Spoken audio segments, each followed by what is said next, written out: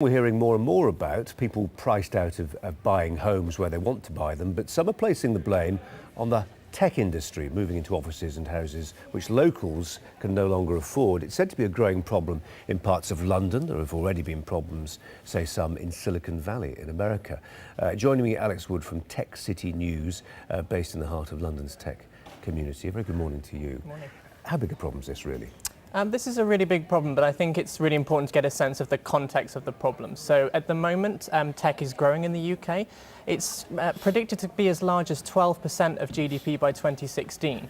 So it's not there yet. I mean, is that everybody working in IS? I mean, it's the whole digital industry, so it can be anything from tech startups all the way up to the more established tech companies as well. But it's interesting you mentioned about Silicon Valley and California, and actually this has been a trend that's been happening across the other side of the US as well. Because what happens when a tech company goes on the stock market is sometimes we get hundreds, sometimes thousands of millionaires created. The best example I can give you is Twitter. 1,600 millionaires created overnight when that company IPO'd. And what happens? They buy property, and it puts the rates up, and it's having an effect. 20 years ago, people were talking about teleworking, and they were saying, you know, one of the great things about the digital revolution when band speeds pick up is that you'll be able to live in the middle of nowhere and do all the work that you want to do because of your digital connection. It turns out, guess what? People actually still want to live with like-minded individuals. You're completely right. No matter what technology does. Now, I think, we've got video conferencing and generally internet speeds have got better. Physical location is really important. And we're seeing this in London at the moment. We talk a lot about the Silicon Roundabout area. People like to be clustered. For people outside of London, what is the areas what are the areas we're talking about? So we're talking about predominantly the east side of London, an area called Old Street, which is an area that traditionally has been that is the eponymous roundabout, by the way. It is indeed. Yeah. And it's an area that has not necessarily been the most gentrified part of the area. It's right on the doorstep of the financial city, but it's been one of the cheaper areas to be able to get office space. It's edgy. Yeah. And, guess what happens? It attracts people who are looking for cheaper office space, looking for the attractive warehouses, and rates go up. We both used the word problem at the start. I mean, you could argue, look, this is just an age-old economic process cycling through here, that new technologies come in. I mean, we're talking about parts of the East End of London there, which have seen various industries cycle through, various different types of community cycle through, and this is just the latest instalment in that process. And, if your neighbour turns out to be some ever so slightly nerdy but wealthy computer programmer, hey, there are worse things that can happen to you, right? Yeah, exactly.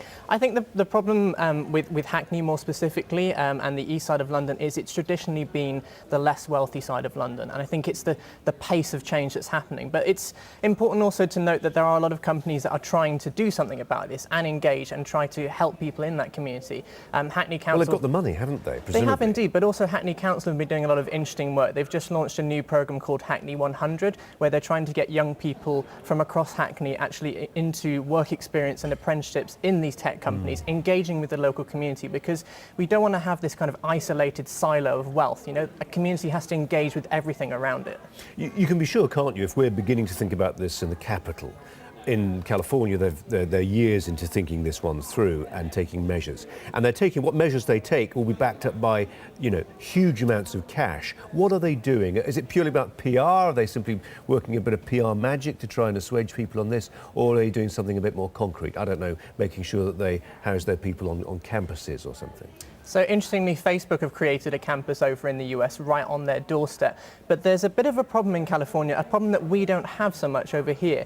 And it's that a lot of young people, guess what? They're attracted to the city. They don't want to be in the valley, out in the middle of nowhere, suburbia. And so a lot of them are flooding into San Francisco, and tech companies are having to put on buses to actually take all of these young, intelligent people all the way back out to the valley. And those buses have become a real subject of hate for many people. And then what we've seen in the last 2-3 years is actual protests of people trying to block these commuter buses. So some people are even saying that tech is becoming the new banker, and it's becoming kind of a hated profession in some parts of the world. Well, like banking, tech is growing, if anything, in its influence, and you want people, in a sense, who are at the cutting edge of tech to be rubbing shoulders with a range of people. You don't want them in silos, and you don't want them in the middle of nowhere either. If you take the view that, in terms of the evolutionary tract of civilization, the city is in its vanguard, you want them to be in the city. You do, and I think what that's going to breed is much better tech companies for everyone concerned, because, for example, if you've got a tech startup in Old Street or in Canary Wharf, right on the doorstep of the financial services industry. What's going to happen? You're going to get talent from financial services, merging that together with tech, and you're going to get better businesses. They can't operate in a silo away from everything else. Very interesting. Alex Wood, Tech City News. Thanks very much indeed. This is Digital View on Sky News. Coming up next, a classic story retold for the selfie generation.